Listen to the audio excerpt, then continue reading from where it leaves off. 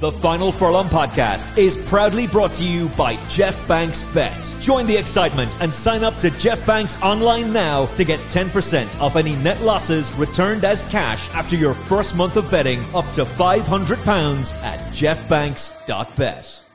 Welcome along to the Final Furlong podcast. I'm Emmet Kennedy, and joining us on the show today is a Group 1 winning trainer who has quickly established himself as a formidable force in the racing industry. His journey is a fascinating one. Not only does he come from a distinguished racing family, he's also carved his own remarkable path to success, and surely more Group 1 success is in his sights. Ed Bethell, welcome to the show. Hi, thanks for having me. Great to talk to you, Ed. You're in tremendous form this season. The horse I'm very keen to talk to you about is Regional, because he's just a fascinating story. He's the dream of racing. You picked him up for just 3,500 guineas at the Tattersalls Horses and Training Sale in 2021. Not an insignificant amount of money, but in the world of racing, that's nothing. And he's gone from winning a handicap on his stable debut for you, off a mark of 94, to being a genuine Group 1 performer. He's won the Sprint Cup at Haydock, and he's just finished second in the King Charles III at Royal Ascot. It's an incredible story. Can you take me back to the day you saw him at the sales? Did you have an air of suspicion about you when he was a $3.5 buy? Yeah, look, he has his issues, and they were well documented, and it was just one of those things that, you know, he's able to run through them, and he's as hard as nails, and he's got a heart of a lion. So look, we're just very fortunate to be part of that horse's career, really. Yeah, I think that I would have been a little bit too suspicious, as much as I love the idea of the dream. Like, the most valuable commodity in racing is potential. So if you're presenting me with the idea of, if you're telling me, obviously I'll buy it because I trust you, but if somebody else was standing in front of me saying, I've got this horse that could win a Group 1 for you, you just have to pay $3.5 for him, I'd be like, I don't know about that. And he's climbed through the ranks seamlessly. I mean, Richard Fahey is a phenomenal trainer. I cannot imagine for a second that he imagined he would be doing even a fraction of what he's achieving now. Winning races on the all-weather was probably the thing Richard was thinking when that horse was leaving the yard. But he's gone from winning a handicap for you to winning a listed race, being fifth in the Nunthorpe, and then now a Group 1 winning performer. And clearly that's been proven to be no fluke. He's just been second at Royal Ascot too. When did you realise, when he was at your yard, that he was going to be much, much better than just a good Saturday horse? Always knew he was pretty good. So he used to gallop with a horse that I had. So it's an interesting story. The Tuesday before the weekend, his first ever his stable debut for us, he worked with a horse called Artistic Rifles. And Artistic Rifles finished his career with me rated 110. I won a Group 3 that weekend, and Regional won the handicap the Friday before. And he worked with him, and Artistic Rifles was never ever taken off the bridle. Didn't matter what was put in front of him. He was a very good horse. And Regional made him go a bit. And anyway, from that day on, I thought he was pretty useful. Did I ever think we'd scale the heights for Group 1? No, but you know, maybe that's just what the division is at the moment, the sprint division. Yeah, that's a very good point to make, actually, because I'm not taking anything away from you or taking anything away from Regional for that matter as well. But I was talking to some Australian people who were really kind of mocking Henry Dwyer for bringing Asafora over. What are you doing bringing her there? She'll have no chance. And then she obviously goes and wins. Our sprinters, and this is very, very true in Ireland as well, they're just not quite the strongest bunch that we've seen in recent years. That being said, in order to maintain the level of consistency that Regional has been showing is no easy feat. And being fifth in the Nunthorpe, I think, would have been something that maybe some people would have said, that's just an odd race. It's a 50-1 winner. You know, he's a listed performer. But then he's now proven that he is a genuine Group 1 performer. Yeah, for sure. And look, I think on a different day, fair play to the Australians, they won on the day, and they were the best on the day. But I think if the race had worked out a little bit less awkwardly as it did, I think on a different day we'd have gone real well. We'd have gone even closer than we did. Yeah. I'd be confident about that. You know, he's a 6 furlong horse at that level, and you know, he's all roads lead to the July Cup next a week Saturday, and fingers crossed we can crossed we can try and dent Inisherin's pride, but that could be pretty difficult. Yeah, Inisherin he's now the fascinating young gun coming in. Although, to be fair, and taking nothing away from Kevin Ryan at all, the confidence that he had in the horse going into Royal Ascot was enormous. And obviously he was a very good winner. But there was a number of high-profile horses who came out of the Commonwealth Cup. So whether or not he deserves to be 9-4 for the July Cup, I'm not so sure. And your fella is now proven to be a genuine, consistent performer at the top level who just keeps on. I mean, even his RPRs, I think he's only dropped to 110 once in his last 5 starts. It's 117, 118, 117, 119 for regional. I mean, just from your perspective as a trainer, to be getting your horse to consistently perform on the track week in, week out on the big stage, he's only been out of the first 4 once, I think, in his last 6 starts. Like, that must be something you take immense pride in. Completely. I'd probably more down to the horse and the jockey and the team at home than just me. But look, you've been in the right races to run the right race, and hopefully we can mix it with the best of them in the July Cup and give it a whirl. But we're taking on the 3-year-olds for the first time this year, and it's going to be tough. There's going to be a weight allowance that we have to give them, but we're a hardy type, and hopefully we can. Like, he is an incredibly consistent horse and always has been throughout his career. We're just very lucky to have a horse like him. I know you're giving him weight, but I could put the hard hat on and say, well, you're rated 114 and he's rated 110, so the BHA handicapper is saying you're the better horse. Maybe you're going to be able to concede that weight to him. Yeah, maybe. So look, we'll just have to see it. Fingers crossed.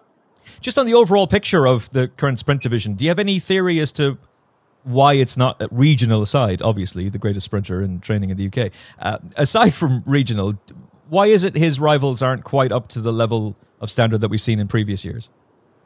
I don't know. I guess I don't really know, because our breeding has definitely angled in that general direction. We're looking more commercially for speed-based animals, whereas the honest answer is I don't know. Finding horses like Blue Point along the way are hard to come by, I guess. He was probably our latest top one, as well as Batash. They don't come around very often, those really good sprinters. And when they do, they dominate an era. But, last year, Shaquille was exceptionally good. And I know he got beat, but every horse gets beat at some point in his career, unless you're Frankel. And especially when you're playing at the top table, you do get beat, I guess. And you have to kind of accept that there's always going to be another horse there on his A game, possibly better than you are. But sprint racing is very inconsistent as a rule anyway. You could probably run a 5-furlong sprint 10 times and you get 9 different winners.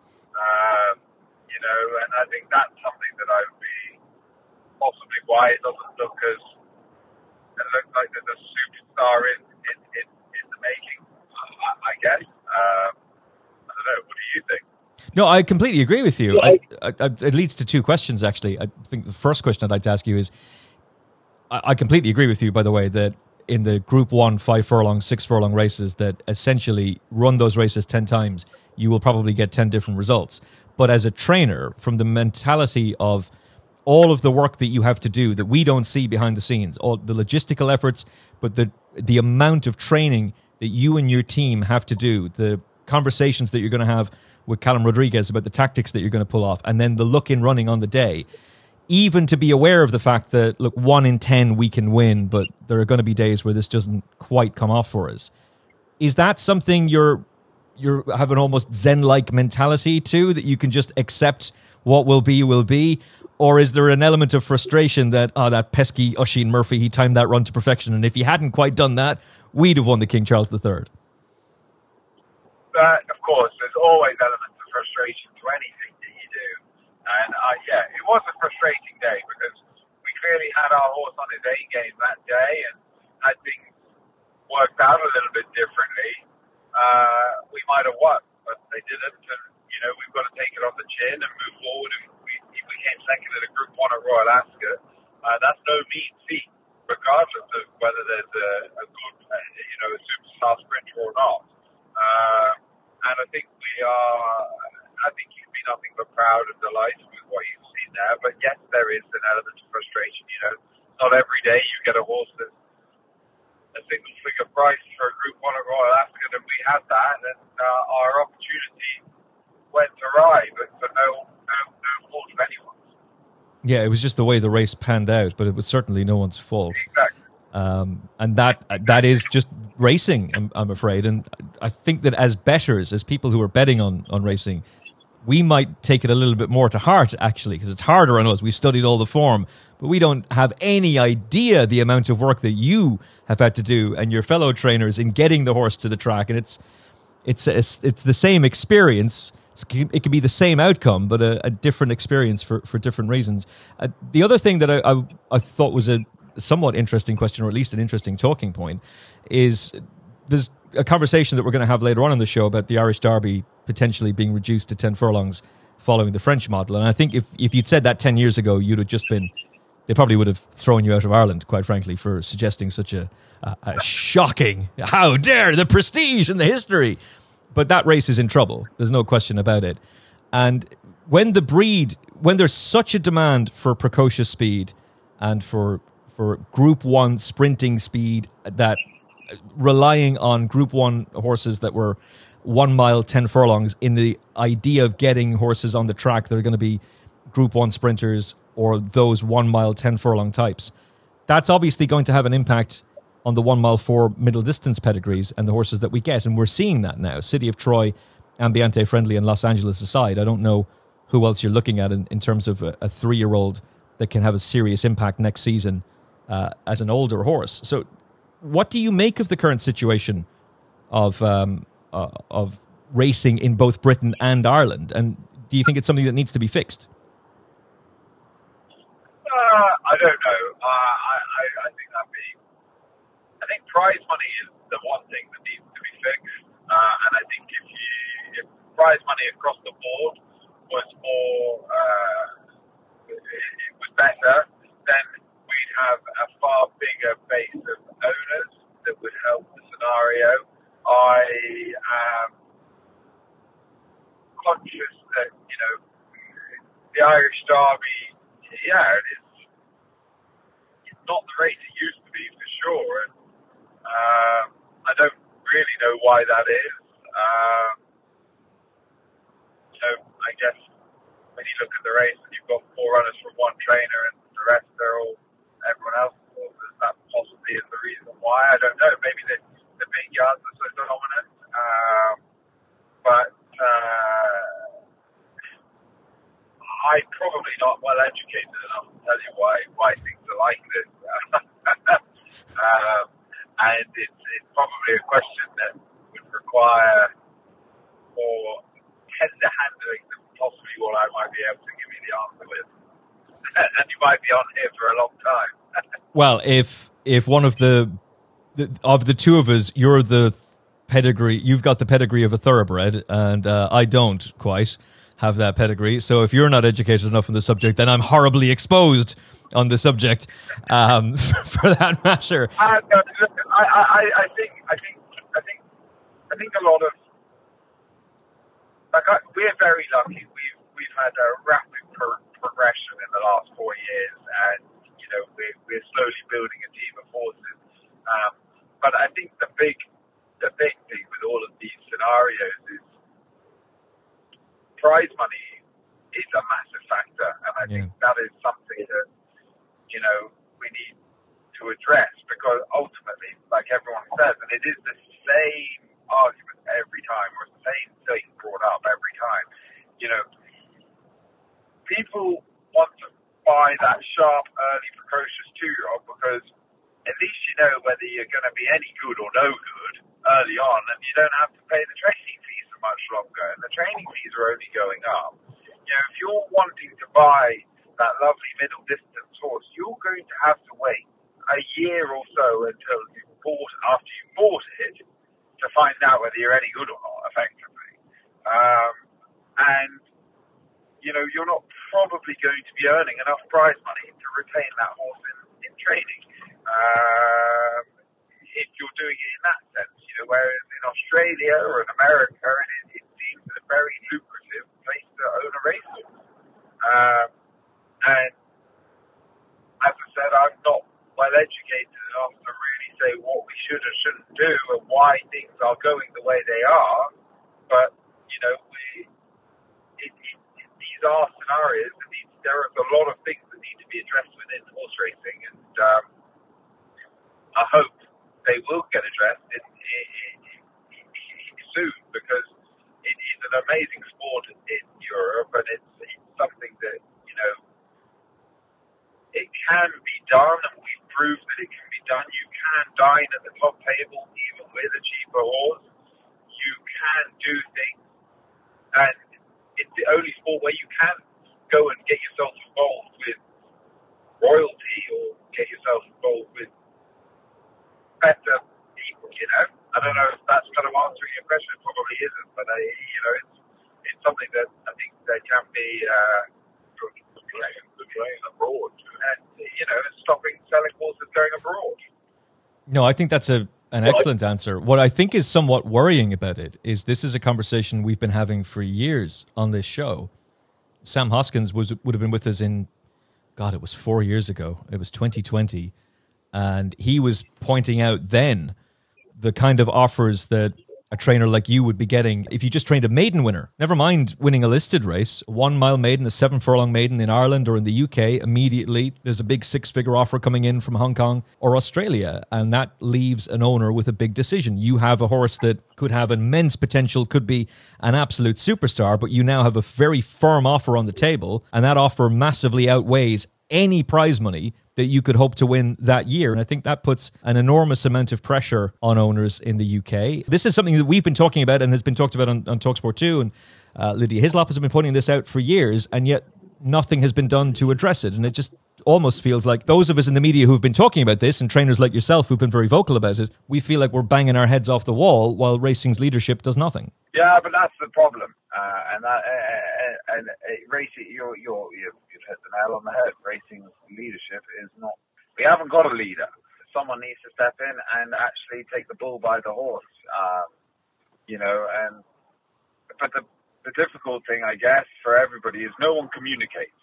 You've got the Racecourse Association not communicating with the BHA not communicating with the racecourse, the trainers not communicating with all of them, and it's just one big and utter kerfuffle, effectively. And communication needs to be far better, and it's little things, we can all do better, but we all need to put our cards on the table, and no one's putting their cards on the table, with how much money racecourses are making and how much money, yes. How much money is actually coming into the industry.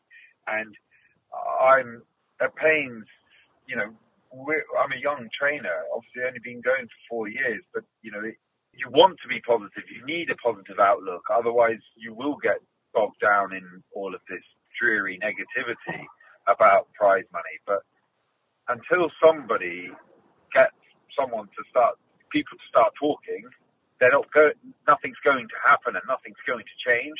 And until people like the racecourses, for example, are open to coming to the table and actually having a chat with us and saying, well, look, here's the income stream, then we are going to be we're just going to keep going around in circles. And that's just the harsh reality. And I mean, it is nigh on impossible for us to not accept offers to go abroad at this time of year, because the horse isn't going to make any money. It isn't going to make enough money for that owner to then go and reinvest in other horses. And it's a vital part of every racehorse trainer in England and Ireland's business. Yeah, it's a fundamental part of it. And I think what's a really terrifying aspect of this is that what is happening with the sponsorship. We appreciate what Fred Dunn is doing. That's great. But why are the 5 classics, the 5 biggest races in the United Kingdom, why are they sponsored by a bookmaker? Where is the blue chip brands? Why are the luxury brands, the main high street brands, why do they not want to come in and be associated with horse racing? What has gone on? Is it just that there's a lazy element in marketing, that it's easy? You can pick up the phone to somebody in the marketing team at a bookmaker and keep those relations going? Or is there something about our sport that those major blue chip firms no longer want to be associated with? Which I think these are all things that all come back on racing's leadership. And I'm sorry, but I just do not see. I'm very optimistic. I said this on TalkSport during Royal Ascot. I'm very optimistic about British racing from the point of view of trainers like you. And I named you, so that's not me engaging in obsequious behavior. I think what you have done in a very short space of time is incredible. And your horses, by the way, are in red hot form. 44 horses individually you've run this year, and you've had 24 winners. That's outrageous, quite frankly. It's incredible. Good for my bank balance, by the way, when following you in. But there's very talented trainers like yourself, Andrew Balding, John and Thady Gosden, that we can hang our hats on, Charlie Appleby for that matter as well, and be excited about. There are racecourses like York and Ascot that we can be very excited about. But racing's leadership is fundamental in terms of where the sport goes, and I just feel like there is no direction. Yeah, but then an argument against all of these points, and something quite rightly was outlined to me. But you look at the leadership battle in America. Geez, you'd be pretty petrified of those two running your country. And then you look at our leaders. There isn't. Like where are those people? That there aren't those people. So that when you look at it in a politics where in a political way. Sorry. George W. Bush, Bill Clinton haven't been presidents for George W. Bush it's well over 15 years, and for Bill Clinton it's 20 years, and they're both younger than the two guys who are currently running, and neither of them are appealing. It's like, my God, what has happened? And the far right are on the rise in France, and by the looks of things, are going to be in power. I mean, this is 1930s Germany all over again. It's rather staggering. All of this may very well be academic. Who's going to win the Group 1 Sprint Cup this season? Will it be regional, or are we going to be in the middle of World War III, in which case racing suspended?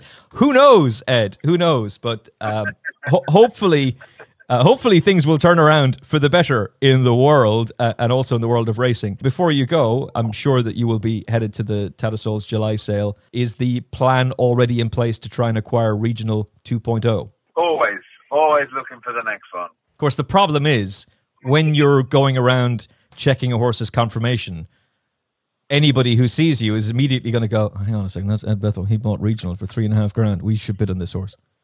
You're just going to drive up the price of any horse you're going for. They're going to want to know what you're looking at. I don't know about that. I mean, I think you're. I appreciate the compliment, but I think that's untrue. I think, as I said, it was probably luck rather than judgment in regional, but I'm just delighted to be part of this journey. And before I let you go, I have to ask you about your Royal Ascot winner, Mickley. That was his third win in a row. He's taken the Britannia. I know with the ownership, he may very well end up in Hong Kong, and he would be very appealing, I'm sure, to his owner to head out there. But I mean, he must be listed class at least. Yeah, so he's off to Hong Kong now, so I won't see him. He won't run again in England. On a brighter note, is there a 2-year-old that you're going to unleash very soon that we should be keeping an eye out for? I've got some nice 2-year-olds. I like to keep them under wraps. I haven't.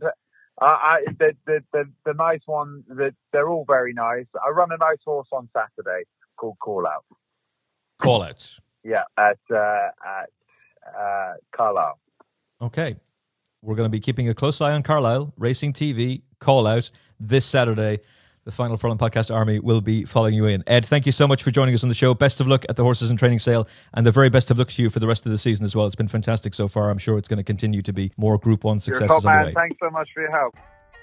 This is a paid advertisement from BetterHelp Therapy Online. Have you ever found yourself comparing your life to others? With social media, it's so easy to look at someone's Instagram and think, wow, they've got it all together. But let's be real. Everyone has their struggles, and often what you see online is just a highlight reel. One thing I've learned is that comparison can really steal our joy. Instead of focusing on what others have, therapy can help you center on what you want and how to achieve it. It's all about becoming the best version of yourself. Now, whether or not you've been in therapy, it's important to know that it's not just for those who've gone through major trauma. Therapy can teach you positive coping skills, how to set boundaries, and empower you in your day-to-day life. If you're considering starting therapy, why not give BetterHelp a try? It's entirely online, making it convenient and flexible to fit into your schedule. You just fill out a brief questionnaire to get matched with a registered therapist, and you can switch therapists at any time at no additional charge. With almost 5,000 therapists in the UK, BetterHelp provides access to mental health professionals with a wide range of expertise. Stop comparing and start focusing on what truly matters with BetterHelp. Visit betterhelp.com/furlong today to get 10% off your first month. That's BetterHelp, HELP.com/furlong. This has been a paid advertisement from BetterHelp Therapy Online.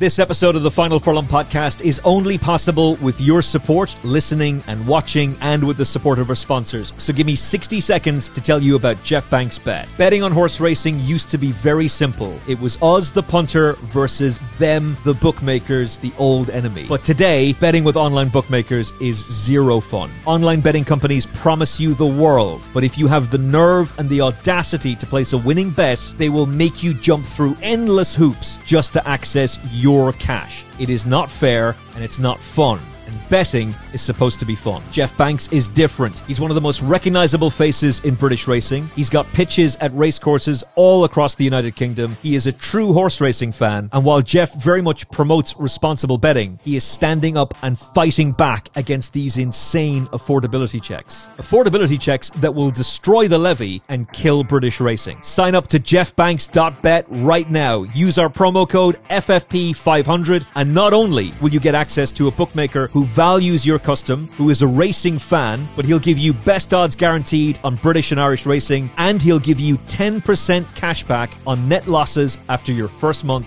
up to £500. Gamble responsibly, 18 plus only, begambleaware.org. It's tradition refined with modern tech and unbeatable odds. Use our promo code FFP500 and place your bets now with Jeff Banks Bet.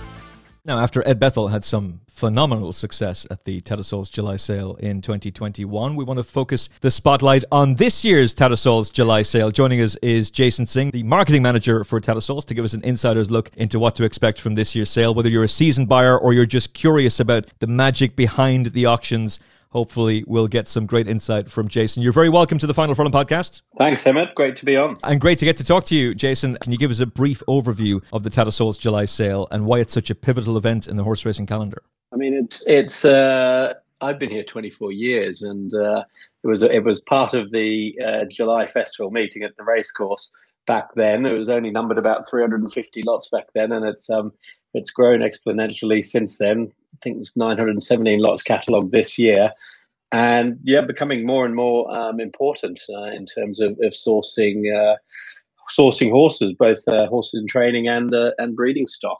And it's one of those sales that we don't get too many of. That's a really good mix of different types of horses. So you've got fillies in and out of training, brood mares, some with foals at foot, a lot of them pregnant, and then horses in training as well. So it's a real mix of different types of horses, and something for everybody, really. And just looking back at last year's results, I mean, obviously there were some epic sales results, Sweet and Lovely going for 350,000, for example. But just taking it back to the interview we just did with Ed Bethell, I mean, that's quite extraordinary to be acquiring a racehorse for $3,500 who would then go on to be not only a Group 1 performer, but a Group 1 winner. And with all due respect, Jason, you've got a very honest face. You're obviously a very respectable person. But if you were standing in front of me and you said, give me $3,500, Emmet, and I'll give you a Group 1 winner, I would have said, yeah, right. And I'm sure you've got an oil that'll make me 20 years younger as well. It's extraordinary, the success stories that come out of this sale. But that is a particularly fascinating one. Yeah, I mean, it's. I think any time somebody buys a horse for $3,500 and it turns out to be a Group 1 winner, they're probably being slightly disingenuous if they said they knew it all along. The great thing is that these sort of stories do happen, regularly enough for people to keep coming back and trying. So whether it's spending a couple of $100,000 on a sort of 100 rated stayer to take to a different country, or the domestic exchange of horses in training that happens here.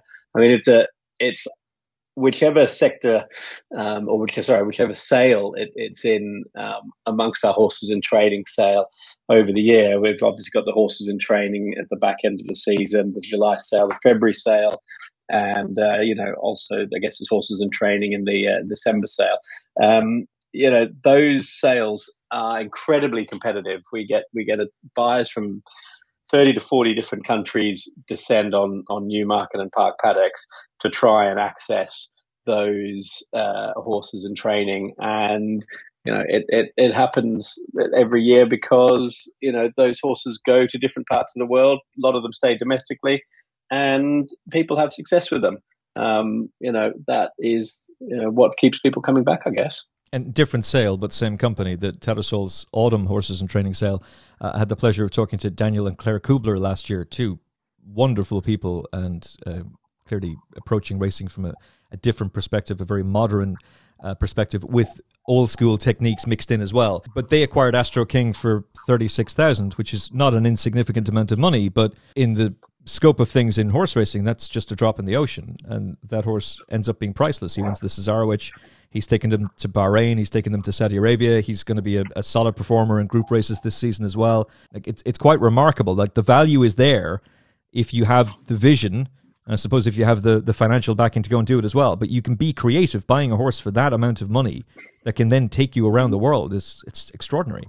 Well, and of course, another horse that has been hitting the headlines recently that fell under our banner when we sold it at Ascot was Isle of Jura, which but now that was a lot of money for a horse that had run once, but they're looking very clever at the moment. So yeah, the great thing is that these stories, these success stories, do keep popping up. The strength in different markets continually changes. Once upon a time, the Australians didn't come up here for horses in training. Now they've realised that there's great value to be had.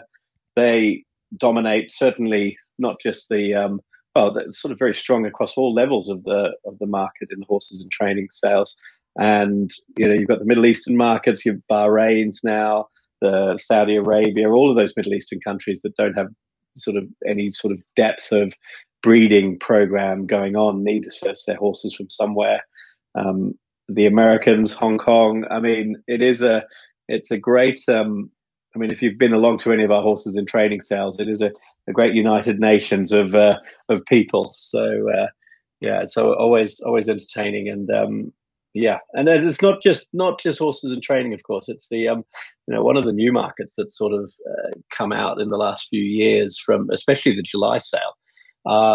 The Australians who are buying fillies to mate Southern Hemisphere time. I think a lot of that came on the back of Frankel retiring and then being offered Southern Hemisphere time. And they've had some great touches. There was some Australians. Louis Lemaitre came up and bought a horse called Bumbacina for his owners, Western Australian owners. It became the dam of Amelia's Jewel. It was a Grade 1 winner Group 1 winner down there. And the year or two before then, just trying to think of BBA Island, Yulong bought Harlech, who became the dam of Hungry Heart. Bought her for 60,000, covered her by Frankel, took her down there, Group 1 winner. So these sort of things there's always people looking for new angles and slightly different way of doing things, and that's something that's now become quite popular with the Southern Hemisphere buyers. I live such a rock and roll lifestyle. I was watching some of the YouTube coverage. I think Gina Bryce was presenting it last year, and she was interviewing a number of the Australian connections, and those Australian connections were saying things like, we used to come before, or when we did come, we were just acquiring a horse for now to send to Australia immediately. Some of them, though, were saying that they had changed their minds, that they wanted to come to the sales, buy a horse, and then keep that horse racing in the UK, eventually with the goal of moving them to Australia. And I think that's a very interesting development, because most people will just assume, well, any Australian connections who buy a racehorse are immediately going to ship that horse down under, but some of them were taking a slightly different approach.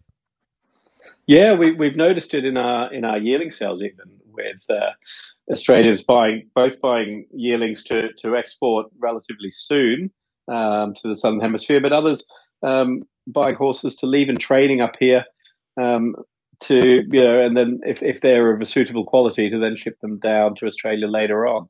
I guess again the economics of different sections of the market, when the horses in training become too more too highly priced relative to what they were for a certain market, they then look at alternatives in ways to get involved.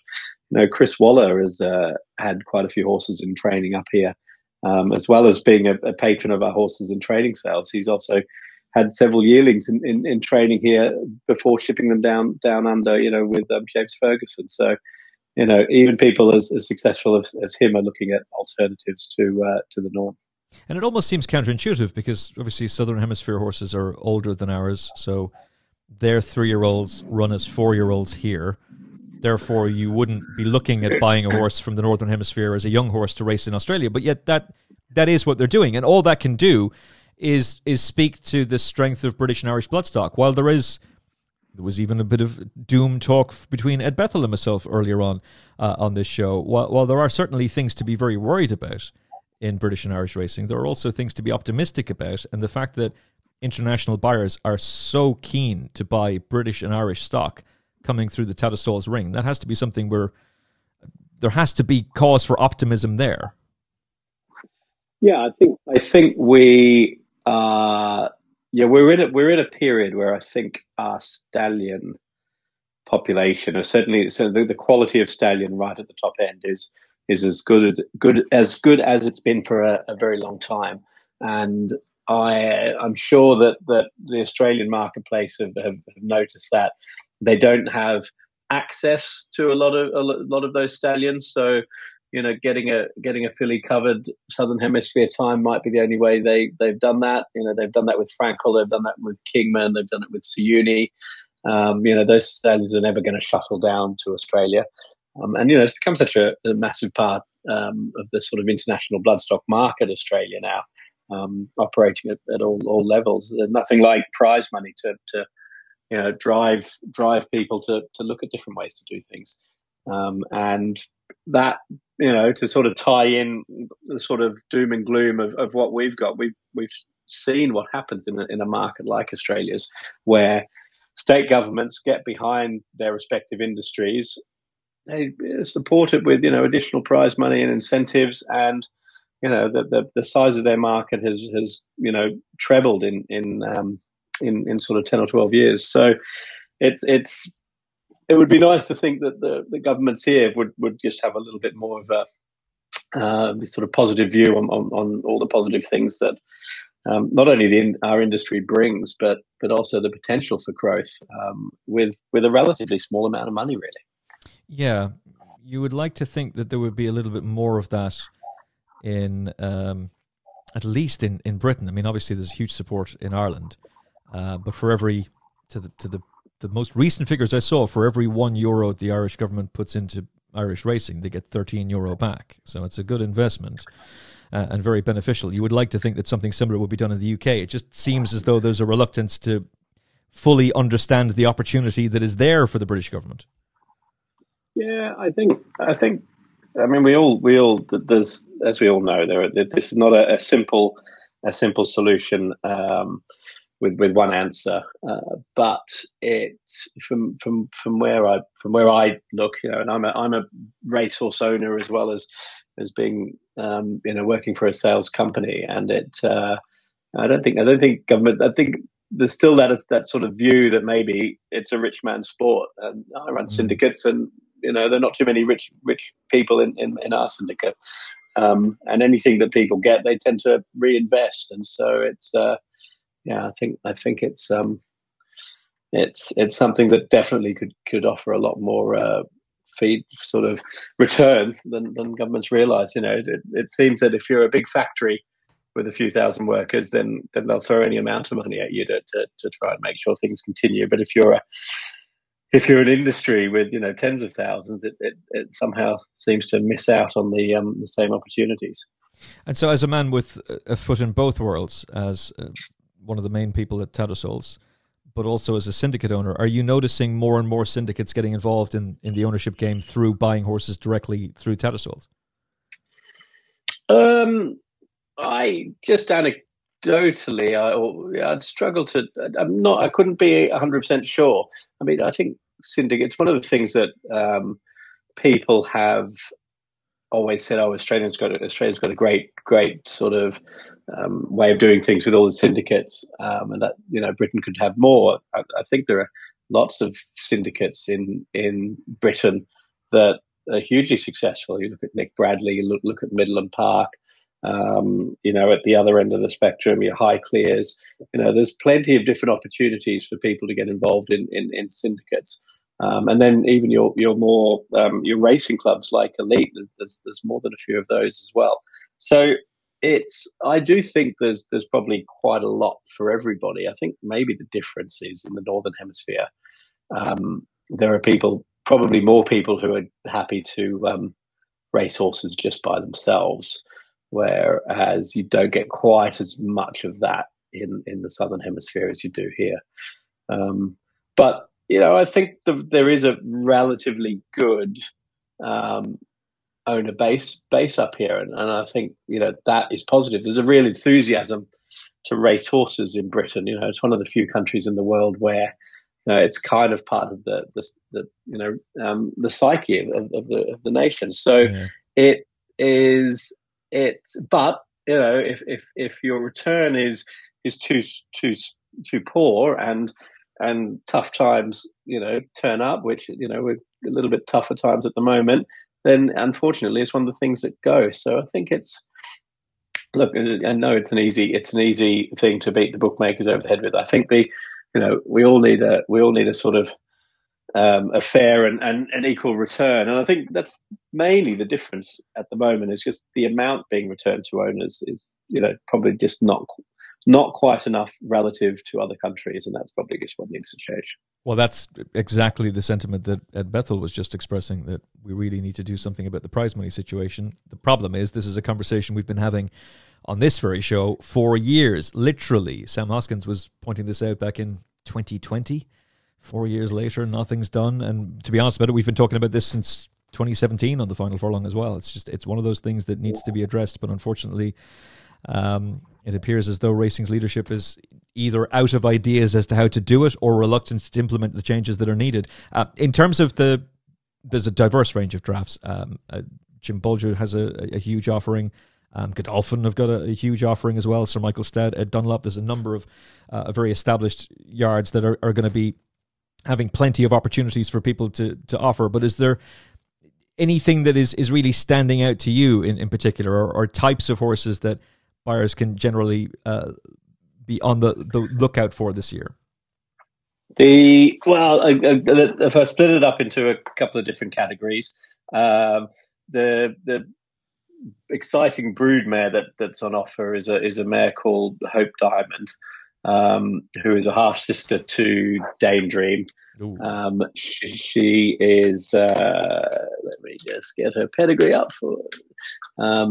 She is. Galileo mare. She is 5 years old, and the exciting thing is she not only has she got a filly foal by No Nay Never at foot, she's also been covered by No Nay Never. So she's quite an opportunity for buyers out there, sort of three for one really. And a horse called Dare to Dream, who is out of a half sister to Hope Diamond, has shown his worth recently as well. So that's an exciting broodmare. In terms of horses in training, the horse that caught my eye, and I think it's an exciting one, is Rafe Beckett's. Rafe Beckett, I've gone blank now, I've forgotten its name. Davideo. Don't know if I'm saying that correctly. Time from rated 105, and won his most recent start at Kempton fairly easily. Sort of stays a mile and a half. I would have thought that he'd be very popular with both the Australian market and the Middle East as well. So he would be one for the shortlist. I would have thought Jim Bolger's Serious Challenge, I would have thought also be very popular. And then if we were just going back to fillies or mares, a great story, hopefully a great story, is a filly called Cougarani, who was bought at this July sale 3 years ago for 2,000 guineas by Dominic Wright as a riding horse. And back in May, a horse called Economics, its half sister, popped up and won the Dante. And so, Dominic is offering Cougarani through the sale this year. So I hope she will be well rewarded for that little bit of luck. And I've seen the horse. She looks a lovely type by Toronado. And I would have thought ideal if one of those Australians wants to mate her to a nice stallion Southern Hemisphere time. So were you saying it's a sister to Daydream that's on offer? So the first one that I mentioned is a sister to Daydream, That is Hope Diamond. So she is a sister to Daydream out of Daindrop. So she's a sister to... That's a very interesting win then that just happened at Royal Ascot, because Illinois is related. He's a brother as well. He's not quite... Yes. He's not quite as illustrious as the arc-winning Daydream just yet, but who knows? There's still time, and he's... It's one of those. It's a pedigree with plenty of depth. So you've got Venice Beach in there. You've got there's 5, 1, 2, 3, 4, 5 siblings that are stakes winners or stakes placed. So it's still very active. And Daydream herself is the dam of the stakes placed Phaylak. So it's certainly very active, and to get both the No Nay Never filly foal and a cover, great opportunity for somebody. Yeah, very much so. And Davideo, I thought, was really good in a handicap on his most recent start. And I was actually thinking when he won that, God, I wonder, is that going to be another horse ripe for exports to Australia? Or we shall see. Maybe he'll be acquired and stay racing in the UK as opposed. But one of the last questions I have for you is, we talked about the international interest and the Australians coming over. What is it about the July sale that consistently attracts such a wide array of buyers, not only from Australia, but Hong Kong and America, and obviously the UK and Ireland, but that it's consistently attracting some of the best buyers from around the world? What do you put that down to? Well, I think it's a combination of things, really. But like a lot of things, the more successful something becomes, the better the prices tend to be, which attracts more vendors. So now that vendors know they've got a good outlet where they're going to get well paid, they have more confidence to bring horses to the sale. And we go and market out to the Middle East regularly, and one of the things they often say to us is, well, we like the earlier sale because it gives the horses more time to acclimatise when we're bringing it straight out there. Whereas, the horses in training, which is at the back end of the season, a lot of their seasons or their racing seasons have already started then. So they tend to be a little bit behind the 8 ball. So it just gives people a little bit more time. And so it's very popular with the Middle Eastern buyers, which, people realize they've got the confidence of those markets there. They can enter their horses with plenty of confidence. And looking ahead, Jason, what do you see for the future of the Tattersalls July sale? Are there any initiatives or changes we can look forward to?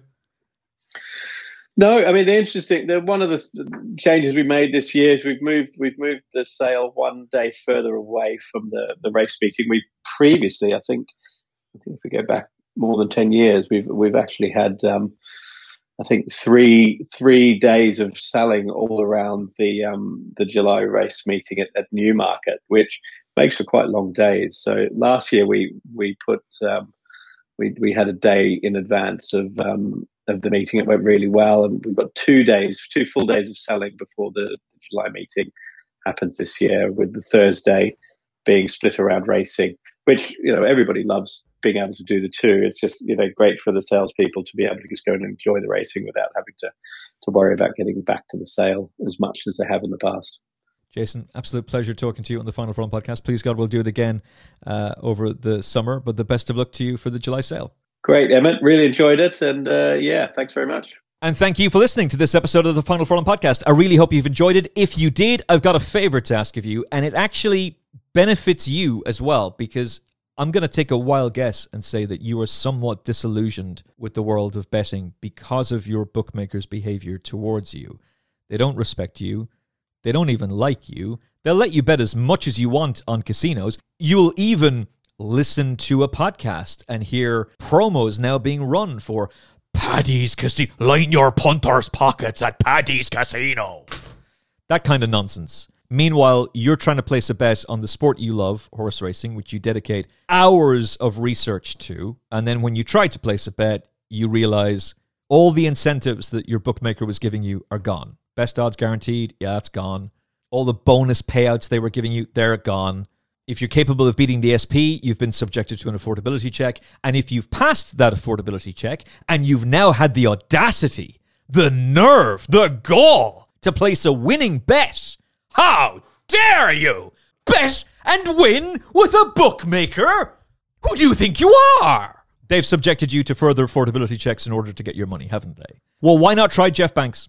Try Jeff Banks Bet using the promo code FFP500. There is a killer sign-up bonus if you use that promo code. It also tells Jeff that you've heard him on this podcast, that you've decided to bet with Jeff Banks Bet because you've just had enough of the corporate-controlled bookmakers. I've seen data that says people who sign up to Jeff Banks Bet, having listened to the Final Furlong podcast, suddenly start walking with a greater swagger. They feel more confident. They feel a little bit taller. They feel more of a baller. They get a girl that looked good. They would call her. They get a rabbit in a hat with a bat and a 64 Impala. Actually, was that market research we saw, or was it the lyrics to Skilo's I Wish? Irrespective of, sign up now to Jeff Banks Bet using the promo code FFP500, and things can only get better. Now that I've found you. Wow, there's loads of songs in my head today. Thank you for listening. In the meantime, look after yourself and each other. God bless. The Final Furlong podcast is proudly brought to you by Jeff Banks Bet. Join the excitement and sign up to Jeff Banks online now to get 10% off any net losses returned as cash after your first month of betting up to £500 at jeffbanks.bet.